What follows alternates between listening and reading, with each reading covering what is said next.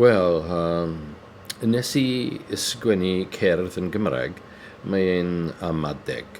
I wrote a poem in Welsh, and it's a riddle. Dwi'n mynd I darllen y cerdd I chi. Dwi eisiau gweld os ti'n gallu guess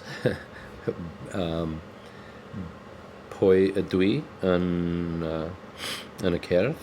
Mae enw y cerdd y Dyn Bolwag. The name of the poem is Dyn Bolwag, the empty-bellied or hungry man. Felly, da ni'n mynd.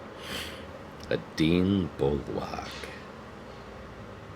Dwi'n Dyn Bolwag, dan y dinas, efo'r copynnau diras.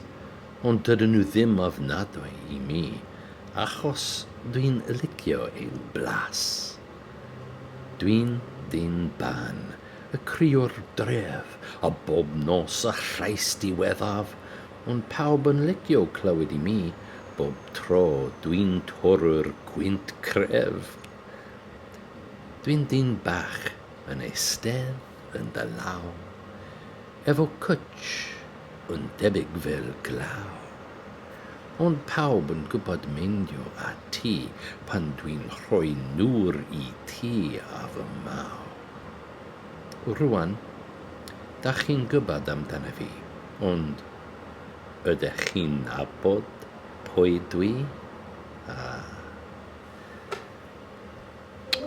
Y Dyn Bolwag. Gyda fi. Felly, os ti'n gallu guess y cerdd Amadeg, if you can guess the poem, the riddle, write it in the comments below. Diolch yn fawr iawn.